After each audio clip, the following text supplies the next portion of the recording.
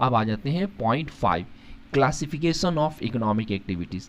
Economic activities को classify करना। हमारे सोसाइटीज़ में बहुत सारे एक्टिविटीज़ होती रहती है। क्या आपने कभी उस एक्टिविटीज़ को क्लासिफाई किया है?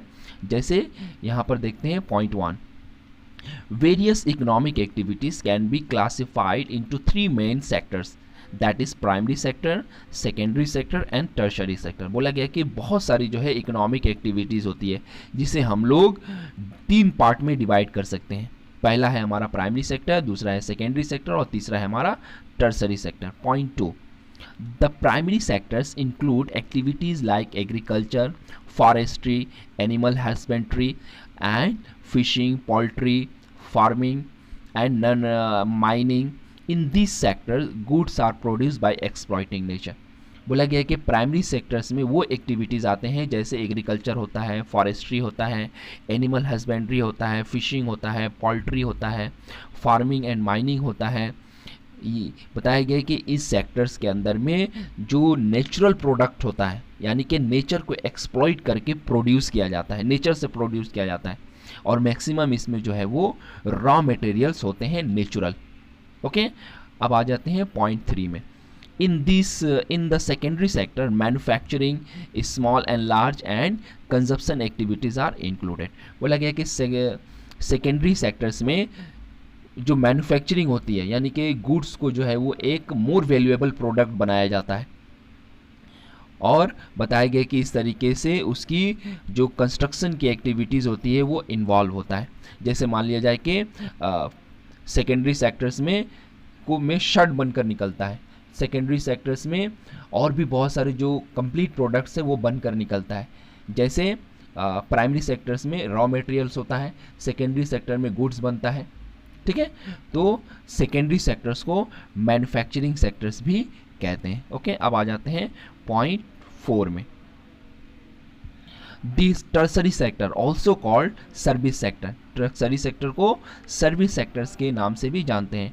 Provide various types of services like transport, education, banking, insurance, health, tourism etcetera. बोला गया कि टर्सरी सेक्टर्स को सर्विस सेक्टर्स के नाम से भी जाना जाता है, और ये बहुत तरीके का सर्विस प्रोवाइड करता है, जैसे ट्रांसपोर्टेशन है, एजुकेशन है, बैंकिंग है, इंश्योरेंस है, हेल्थ है, टूरिज्म है etcetera. Okay, point 5, in India traditionally there is a divisions of labour between man and women. बोला गया कि इंडिया के अंदर में एक तरीके से देखें तो ट्रेडिशन बना हुआ है लेबर्स में, जिसमें मेंस और वीमेंस दोनों आते हैं। Okay, point 6, activities of women generally look after domestic affairs like cooking of foods, washing of clothes, cleanings of utensil, house keeping and looking after the children. बोला गया है कि वीमेंस की जो एक्टिविटीज़ होती है जनरली तौर पर हम लोग देखते हैं कि वो घर के काम में इन्वॉल्व होती हैं, जिस तरीके से कुकिंग, खाना बनाना, वॉशिंग यानी कपड़े साफ़ करना, क्लीनिंग यानी कि यूटेंसिल बर्तन को साफ़ करना, हाउस कीपिंग का काम करना, और बच्चों का देखभाल करना। ओके, अब आ जाते हैं ह्यूमन कैपिटल किसको कहते हैं। Human capital is a stock of skill and productive knowledge embodied in the human beings. Okay, population human beings become human capital when it is provided with better education, trainings, health care and facility. बोला गया कि human capital जो है एक तरीके से stock है, ठीक है, उसमें बहुत सारी स्किल्स होती हैं, बहुत सारे नॉलेज होती है कुछ प्रोडक्टिव काम करने का।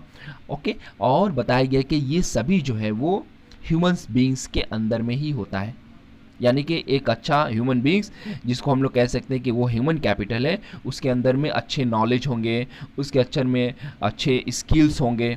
Okay, and he must be a productive. Population human beings become human capital when it is provided with better education, training, healthcare and facilities. बोला गया कि population जो है वो human capital उस वक्त बहुत अच्छा बन जाता है जब उसमें अच्छी नॉलेज होती है, अच्छी एजुकेशन होता है, अच्छी ट्रेनिंग होता है, और वो अच्छा जो है वो हेल्थ केयर फैसिलिटीज़ उसके पास होते हैं। Okay, hopefully you have got this point. अब आ जाते हैं पॉइंट 6 जो हमारा दिया हुआ है, quality of population. Quality of population का मतलब होता है कि किस तरीके से हमारा पॉपुलेशन जो है वो क्वालिटी रखता हो। जैसे हम लोग मार्केट्स में कोई सामान खरीदने जाते हैं तो वो बहुत ही अच्छा देखने में होता है, इसका मतलब है कि वो क्वालिटी प्रोडक्ट है। ओके, इसी तरीके से बताया गया कि क्वालिटी ऑफ पॉपुलेशन वो होता है जिसमें अच्छी नॉलेज होती है, वेल स्किल्ड होता है, लिटरेट होता है, ठीक है। तो ये सभी ओवरऑल जो है वो क्वालिटी ऑफ पॉपुलेशन कहलाता है। ओके, आते हैं पॉइंट 6, क्वालिटी ऑफ पॉपुलेशन।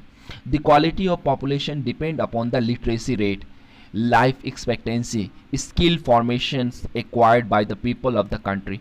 बोला गया है कि क्वालिटी ऑफ पॉपुलेशन डिपेंड होता है कि वो कितनी पॉपुलेशन जो है वो लिटरेट है और उनमें लाइफ एक्सपेक्टेंसी कितनी है और उनके पास स्किल की जो फॉर्मेशन है वो कितना उनके पास है। ये सभी जो है वो पीपल कंट्रीज के ही होते हैं। Okay, hopefully you have got this point. यहाँ पर आता है लाइफ एक्सपेक्टेंसी। लाइफ एक्सपेक्टेंसी का मतलब कि जो पॉपुलेशन है वो कितने लास्ट एज तक जो है वो जीवित रहता है। ओके, जैसे अगर हम लोग अपने कंट्रीज़ का देखें तो 60 ईयर्स के आसपास यानी 60 साल की उम्र तक एक आदमी की डेथ हो जाती है। लेकिन जैसे ही हम जापान में जाते हैं तो जापान में 80 to 90 है लाइफ एक्सपेक्टेंसी। इसका मतलब ये हुआ कि कहीं ना कहीं वहाँ का हेल्थ सिस्टम जो है वो बहुत ही अच्छा है, तभी जो है एक पीपल इतने उम्र तक जो है वो एलाइव रहते हैं। Okay, point 7, role of education. Education क्या रोल प्ले करता है पीपल्स को रिसोर्स बनाने में। Okay, point 1, education is the most important components of human resource development. It contributes towards the growth of the society, enhance the national income, cultural richness and increase efficiency of government। बोला गया कि education जो है वो बहुत ही important एक तरीके का कंपोनेंट्स है ह्यूमंस को डेवलप करने में के लिए। बताया गया है कि ये जो है कंट्रीब्यूट करता है एजुकेशन के को ग्रोथ होने में, यानी एजुकेशन को डेवलप होने में, और नेशनल इनकम को भी बढ़ाने में ये बहुत ही ज़्यादा हेल्पफुल और कंट्रीब्यूट करता है। इसके अलावा कल्चरल रिचनेस बनाता है, इसके अलावा गवर्नमेंट की जो एफिशिएंसी है उसको भी है वो बढ़ा देता है। Okay, the role of education. Point 2,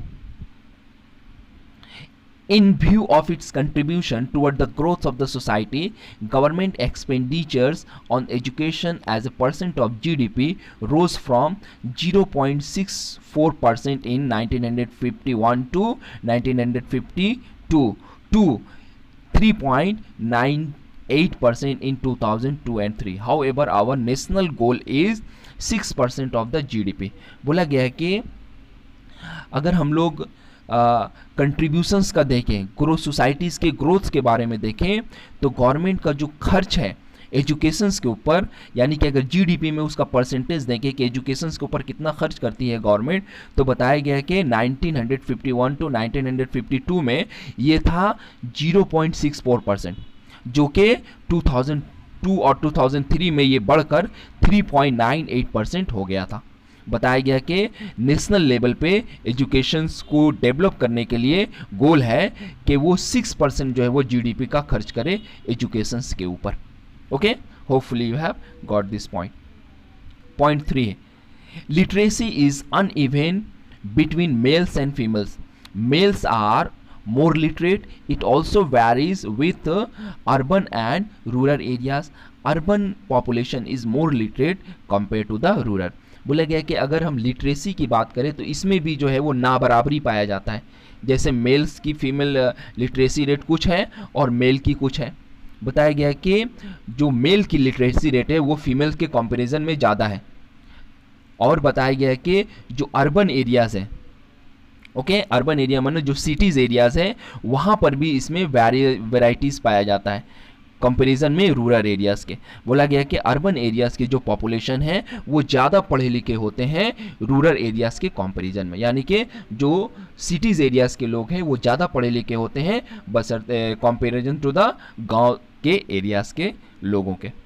okay, अब आ जाते हैं point 4, there were 7.6 lakh schools in 2004 and 5, but education is diluted by the poor population or poor quality of schooling and high drop out rates.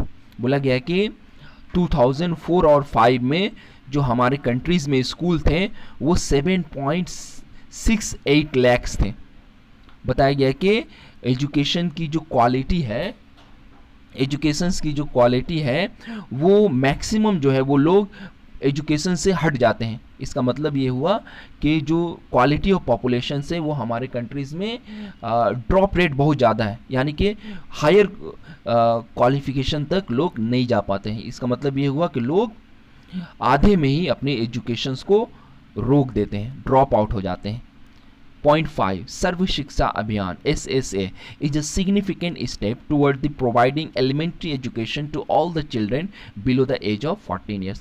बोला गया कि सर्व शिक्षा अभियान जो है एक ऐसा स्टेप है जिसके थ्रू बच्चों को एजुकेशन दिया जाता है, यानी कि एलिमेंट्री एजुकेशन, यानी कि जो शुरू का स्टार्टिंग का जो एजुकेशन है उसको दिया जाता है उस बच्चों को जिसकी एज 14 तक होती है. सर्व शिक्षा अभियान.